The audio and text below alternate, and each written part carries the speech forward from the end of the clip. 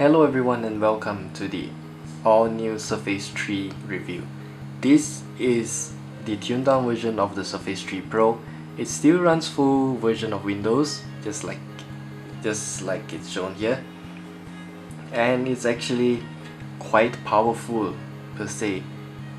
What I mean by this is actually that on the MacBook Retina 2015 12-inch version, it thermal throttles. This thing, it does not thermal throttle.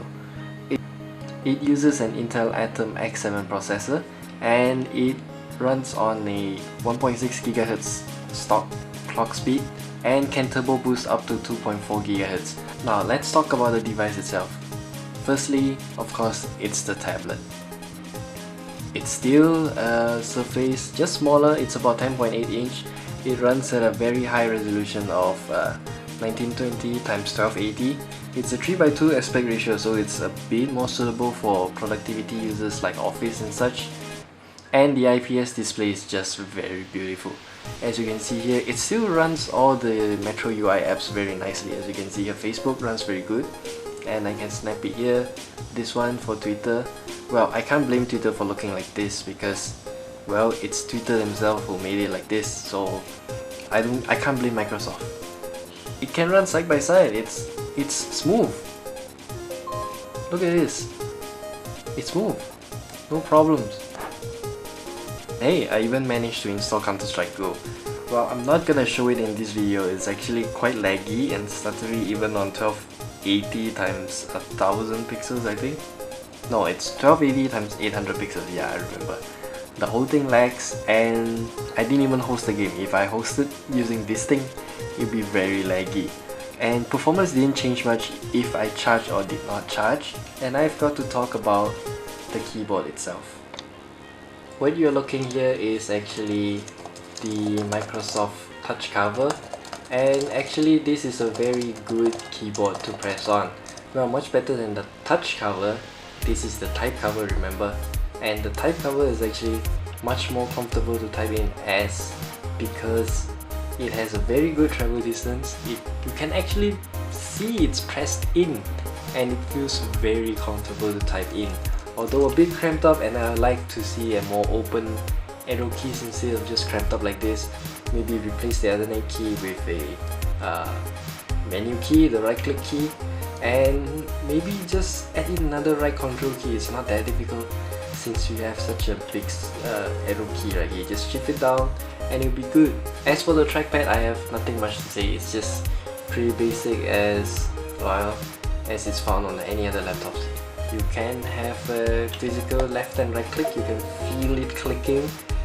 It is, however, a rocker button, so you can't really, have a very good distinguish between which are you clicking, but you can at least use double tap to click, and it's actually very responsive compared to any other laptops. The type cover is actually very strong in magnetic force. As you can see here, when I move the Surface 3 quite near it, just above it, and it snaps nicely. And if you just leave it like this, prop it up a bit, well, it's like a physical keyboard with the two rubber feet just stood up, and you can pretty much type it right away. It's very functional and very comfortable to type in. And you even have backlighting. Well, I have to switch off the lights, wait. You have 5 different levels of backlight. This is the highest, and then it goes lower and lower and lower and lower, and eventually it turns off. And you even control the brightness with these two keys. As you can see, the screen gets brighter and brighter. One big feature I do like about the Surface 3 is actually when you close it up, close the kickstand, flip it across, the keyboard is actually disabled by default. I can't press anything else.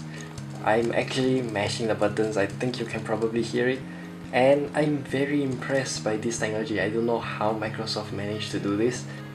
As for the Surface Pen, however, you can see it's pretty much just like any other Surface Pen. It probably is.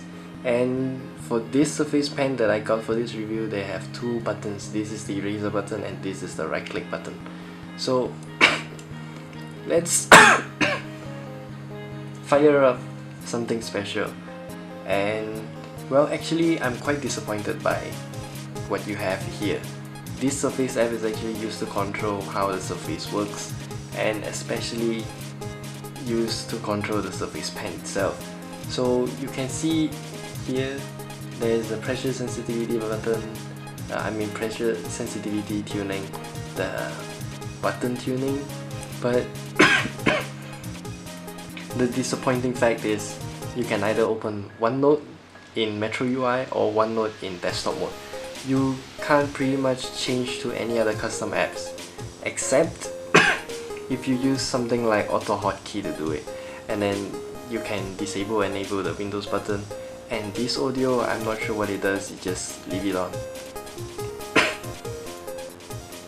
And here you can show some quick start guide, blah blah blah, and some feedback and information of the Surface 3 that I'm using.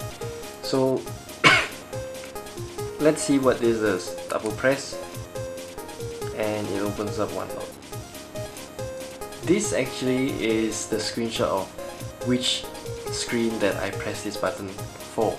So let's see, I wanted this part, and well, it just crops it there. Move the pen nearby, we can select pen 2, let's just say pen 1, and I can start writing. Hello. And keep in mind that this pen actually has a pressure sensitive feature, so I can lightly press and the line gets thinner, and press harder and then it gets darker and thicker, and it actually works very well for the Surface 3 itself.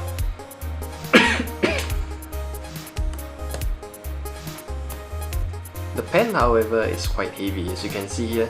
If you stand it like this, it just tends to topple backwards because of the quadruple A battery. Yes, it's a thing.